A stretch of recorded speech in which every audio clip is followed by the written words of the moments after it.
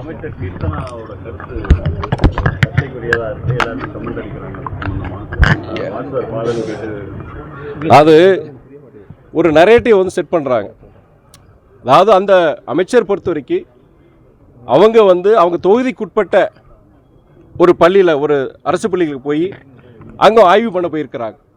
ஆய்வு பண்ண போகும்போது அங்கே இருக்கிற மாணவர்கள்கிட்ட அவங்க உரையாடுறாங்க. அதில் வந்து என்னென்னா, அவங்க ஆங்கில புலமை பொறுத்த வரைக்கும் அது ஏற்கனவே அவங்க சொல்லியிருக்கிறாங்க. ஏன்னா என்னை போன்றவர்கள் வந்து அவங்க அரசு பள்ளியில் படிக்காட்டியும் அரசு கவர்மெண்ட் எய்டட் ஸ்கூலில் தான் படிச்சிருக்கிறாங்க, தனியார் பள்ளியில் படிக்கலை. ஒரு சாதாரண ஒரு குடும்பத்தில் வந்திருக்கிறாங்க. அவங்கள பொறுத்த வரைக்கும் அவங்க என்ன தான் ஒரு கல்லூரிக்கு போய் இன்றைக்கி ஒரு நல்ல ஒரு அமைச்சராக அதுக்கு முன்னாடி பல இதில் வேலை பார்த்துருந்தாலும், கார்ப்பரேட் உள்ளது போனாலுமே அந்த ஆங்கில புலமை எனக்கு இல்லை. அது அரசு பள்ளி இந்த மாதிரி இதில் படிக்கிற பிள்ளைகளுக்கு வந்து ஒரு மிகப்பெரிய ஒரு குறைபாடாக இருக்குது அப்படின்னு சொல்லிட்டு அவங்க சொல்லியிருக்கிறாங்க. அதை கருத்தை திரும்பி சொல்கிறாங்க. அப்படி இருக்கும் பொழுது நம்ம தொகுதியை சார்ந்த அந்த அரசு பள்ளியை பொறுத்த வரைக்கும் மாணவர்களுடைய அந்த ஆங்கில புலமையை இது பண்ணுறதுக்காண்டி அவங்க அந்த கேள்வியில் கேட்டிருக்கலாம். ஆனால் அதில் கொஞ்சம் பக்குவம் தேவை, மறுக்கிறதுக்கு கிடையாது. ஆனால் அதை 4 நாளை 8 இன்றைக்கி வந்து ஏதோ மிகப்பெரிய அவங்க தவறு செஞ்ச மாதிரி அதுக்கு ஒரு நரேட்டிவ் செட் பண்ணி இன்றைக்கி பண்ணுறாங்க. இது வந்து என்னென்னா, நான் ஏற்கனவே சொல்லியிருக்கிறேன், தாவேக அரசாங்கம் பொறுத்த வரைக்கும் கால அவகாசம் கொடுக்கணும். கண்டிப்பாக இதில் பொறுத்த கொஞ்சம் பக்குவம் தேவை, கண்டிப்பாக தேவை. அதை மறுக்கிறது கிடையாது. நீங்கள் உங்களை மாதிரி பத்திரிகையாளர், ஊடகவியாளர்கள் இதை செய்தியாக்கியிருக்கிறீங்க. அது கண்டிப்பாக அமைச்சர் அந்த அமைச்சர் மாத்திரம் கிடையாது, இந்த பொதுவாக அது அமைச்சர்கள் மாத்திரம் கிடையாது, யாராக இருந்தாலும் பொறுத்த வரைக்கும் அது குழந்தைங்கிட்ட இது பண்ணும்போது கொஞ்சம் பக்குவமாக இருப்பதுக்கு நல்ல விஷயம். அது ஒரு நல்ல விஷயமாக நான் பார்க்குறேன். ஆனால் அது மிகப்பெரிய பிரச்சனை வரை மிகப்பெரிய ஒரு கொலை குற்றம் செஞ்ச மாதிரி கொண்டு அதை சித்தரித்து அது பண்ணுறது ஒரு ஃபேக் ஒரு நரேட்டிவ் வந்து ஓட்டுறாங்க. இது மாத்திரம் கிடையாதுங்க. இந்த அரசாங்கம் வந்ததுலேருந்து குறைகளை சொல்லக்கூடாது கிடையாது. ஆனால் அதை ஒரு நரேட்டிவாக கொண்டு போய் ஏதோ இவங்க ஆட்சியில் வந்து எல்லாமே சிறப்பாக இருந்த மாதிரியும் தேனும் பானம் ஓடின மாதிரியும் ஒரு இதை கொண்டு வராங்க. மக்கள் மத்தியில் பொறுத்த வரைக்கும் நான் இன்றைக்கி சொல்கிறேன், மக்கள் பொறுத்த வரைக்கும், தமிழக மக்கள் பொறுத்த வரைக்கும் இந்த மாற்றத்தை விரும்புகிறாங்க. இந்த மாற்றம் தொடரணும். என்ன மாற்றம்? லஞ்சம் லாவண்யம் இல்லாத ஒரு வெளிப்படைத்தன்மையான ஒரு அரசை வந்து ஜனங்க விரும்புகிறாங்க. அது வந்து யாரும் மறுக்க முடியாது. இது போன்ற குறைகளை வந்து இருக்கதான் செய்த ஏற்கனவே நம்ம சொல்லியிருக்கோம் இல்லையா? தாவேக சார்ந்த அமைச்சராக இருக்கிற அண்ணன் செங்கோட்டையனை தவிர எல்லாம் புதியவர்கள். அதில் சில பேரெல்லாம் வந்து முதல் முறையாக இன்றைக்கி சட்டமன்ற உறுப்பினர்லாம் இருக்கிறாங்க. அவங்கெல்லாம் அப்படிப்பட்டவங்களுக்கு வந்து சில இது பொறுத்த வரைக்கும் சில நாளடைவில் அவங்க தெரிஞ்சுக்குவாங்க. அதுக்குண்டான ஒரு பொறுப்பான ஒரு எதிர்கட்சியாக நம்ம வந்து ஆலோசனை சொல்லலாம், இது மாதிரி சொல்லலாம். ஆனால் எதுக்கெடுத்தாலும் விமர்சனம், எதுக்கெடுத்தாலும் ஒரு கொச்சைப்படுத்துறது, இது வந்து தயவு செய்து வந்து எதிர்கட்சிகளை தவிர்க்க வேண்டும் தான் என்னுடைய கோரிக்கையாக இருக்குது. விஜய் நாளைக்கு வர நாளைக்கு வந்து அந்த இறந்த குடும்பத்துக்கு சரியான நடவடிக்கை இல்லை. அது என்ன நடவடிக்கை? அது எப்படி தவறாக முடியும்?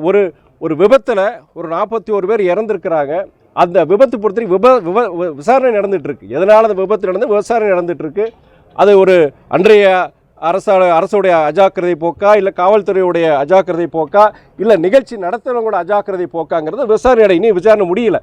ஆனால் அது எல்லாம் இறந்தவங்க பார்த்தீங்கன்னா 41 குடும்பங்கள் ரொம்ப சாதாரண ஏழை வீட்டு பசங்க, பெண்கள் தான் இறந்துருக்கிறாங்க, குழந்தைங்க இறந்துருக்கிறாங்க. அந்த குடும்பங்களுக்கு, துயரற்ற குடும்பங்களுக்கு பொறுத்த வரைக்கும் ஒரு அரசாங்க வேலையை கொடுக்குறவரும் தவறு கிடையாது. நான் அதை தப்பாக கூட நம்ம சொல்ல முடியாது. சாதாரண இல்லை.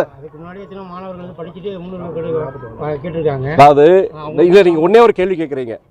அதாவது அது கரூர் சம்பவத்தில் இறந்த 41 பேருக்கு வந்து அந்த குடும்பங்களுக்கு ஏதோ அரசு வேலை கொடுக்கறது சரியான்னு கேட்குறீங்க. நான் சரின்னு சொல்லுவேன். ஏன்னா எல்லாம் சாதாரண ஏழை குடும்பங்கள் தான். அந்த குடும்பத்தில் ஒருத்தர் இன்றைக்கி அந்த துயரற்ற அந்த குடும்பங்களுக்கு ஒரு வேலை வாய்ப்பு கொடுத்துச்சுன்னா அந்த குடும்பத்துக்கு இந்த நேரத்தில் ஒரு சந்தோஷம் கொடுக்கும். அதே நேரத்தில் இவங்களுக்கு கொடுக்கலையா, அவங்களுக்கு எல்லாருக்கும் கொடுக்கணுங்க தான் என்னோட எண்ணம். நீங்கள் இதை பற்றி கேட்டீங்க, நான் சரின்னு சொன்னேன். நான் ஒட்டு போடாதீங்க. சரி, வாழ்வாதாரத்திற்கு 35 லட்சம் பணம் கொடுக்கப்பட்டிருக்கிறது. தமிழக அரசு கொடுத்துருக்கு, அவர் 10 லட்சம் கொடுத்துருக்காரு, பாரதிய ஜனதா கொடுத்துருக்கு. இவ்வளவு கொடுத்து அவங்க அரசு வேலை தேவையாகும். அதாவது நீங்கள் அந்த ஏழை இல்லை இது பாருங்க அதாவது ஒரு துயர சம்பவத்தில் ஒரு இருக்கிற ஒரு குடும்பங்களுக்கு பொறுத்த வரைக்கும் அவங்களுக்கு வந்து ஆதரவாக வந்து ஒரு இழப்பீடு கொடுக்குறதோ ஒரு வேலை வாய்ப்பு கொடுக்குறதோ நம்ம தவறுன்னு சொல்லிட முடியாது. ஆனால் இதை விட பாதிக்கப்பட்ட நபர்கள் இருக்கிறாங்கன்னா அவங்களுக்கு முன்னுரிமை வழங்கப்படும் தான் என்னுடைய கருத்து. சரிங்களா? மத்திய அரசோட திட்டங்களை பெறுவதற்கு இணக்கமா இருக்கிறது அவசியமா இல்ல மோதல் போக்கு? கடந்த காலங்களில் வந்து திமுக மோதல் போக்கு தான் இப்போ வந்து நீங்க வந்து இணக்கமான சூழ்நிலை இல்லை, இதில் நல்ல கேள்விங்க பத்திரிகையாளர்.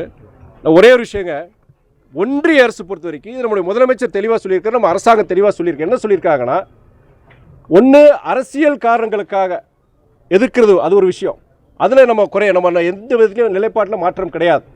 அதே வேளையில் அட்மினிஸ்ட்ரேட்டிவ் ரீசன்ஸ், நீங்கள் அரசாங்கம் நம்ம நிர்வாகத்துக்காக அது வந்து ஒரு ஒத்துப்போகிற ஒரு இதை நம்ம கொண்டு போகணும். நம்ம உதாரணம் சொல்லணும்னா இருமொழி கொள்கை, அதில் பொறுத்த வரைக்கும் நம்மளுடைய சகோதரர் விஜய் தலைமையிலான அந்த அரசாங்கம் பொறுத்த வரைக்கும் அதில் உறுதியாக இருக்கிறாங்க. நாங்கள் மும்மொழி கொள்கையை நாங்கள் ஆதரிக்க மாட்டோம், இருமொழி கொள்கையில் தான் நாங்கள் உறுதியாக இருக்கோம்னு சொல்லியிருக்கிறாங்க.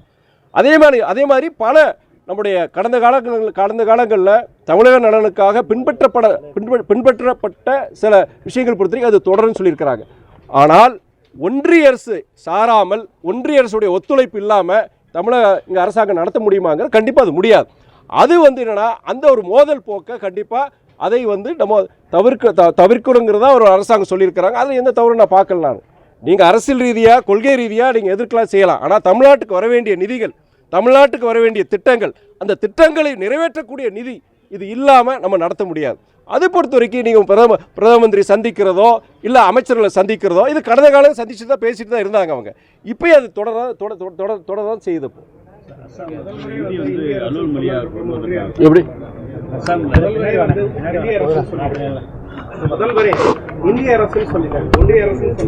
சரி, ஒரே ஒரு விஷயம், அதாவது எது எடுத்தாலும் சர்ச்சையாக்குறது நம்ம வச்சிருக்கிறாங்க.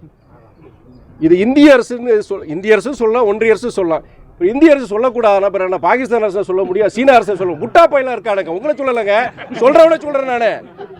அதாவது ஒன்றிய அரசுங்கிறது நம்ம தமிழ் வழியில் நம்ம ஒன்றிய அரசு சொல்கிறோம், தவறு கிடையாது. அதே வேளையில் இந்திய அரசு நான் சொல்ல தான் செய்வேன் நான், அது தவறு கிடையாது. இதை அதை இன்னைக்கு அமைச்சர் கீர்த்தனா விஷயம் நான் சொல்லிட்டேன் நான். அவங்க ஏதோ அந்த அணுகுன முறையில் கொஞ்சம் தவறுகள் இருக்கலாம், ஆனால் அவங்களுடைய நோக்கம் தவறு கிடையாது. என்னன்னா என்ன மாதிரியே அந்த ஆங்கில புலமை இந்த பசங்களுக்கு இல்லையே, நாளைக்கு வந்து அவங்க சங்கடப்படக்கூடாது அங்கிற முறையில் பண்ணியிருக்கிறாங்க. அந்த அணுகுன முறையை ஒன்று தவறான இருக்கலாம், ஆனால் நோக்கம் சரின்னு தான் நான் சொல்லுவேன் நான். இது மாதிரி என்னன்னா பத்திரிகையாளர் ஊடகங்களை உங்களுக்கு எல்லாரும் சொல்கிறேன் நான். இன்னைக்கு கடந்த சில 50 நாட்களுக்காக என்னன்னா ஒரு நரேட்டிவ் செட் பண்ணுறாங்க பொதுவாக. அது ஜனங்களை ரசிக்கலை. பத்திரிகையாளர் ஊடகவியலர் உங்களுக்கு எல்லாம் தெரியும் என்ன நடக்குதுன்னு. உதாரணம் நம்ம இன்னொரு குற்றச்சாட்டு வச்சாங்க, தமிழ்தாய் வாழ்த்து முதல்ல பாடினாங்க, அதுக்கப்புறம் நீங்கள் 2 முறை நீங்கள் தேசிய கீதத்தை ஏன் பாடினாங்க, அது ஒரு கேள்வியா? இதெல்லாம் என்னங்க ஜனங்க சிரிக்கிறாங்க. இதெல்லாம் நம்ம நாட்டில் தேசிய கீதம் மூடு பாடினாலும் என்ன தவறுங்கிறது நான் கேட்குறேன் நான். தமிழ்தாய் வாழ்த்து முதல்ல பாடுறது அந்த ஒரு முக்கியமான கோரிக்கையை இந்த அரசாங்கம் நிறைவேற்றிருக்கு. இப்போ அதில் எந்த இது கிடையாது. இதுக்கு முன்னாடி செய்ய முடியல. இந்த அரசாங்கம் வந்து தமிழ்தாய் வாழ்த்து முதல்ல பாட வச்சிருக்கிறாங்க.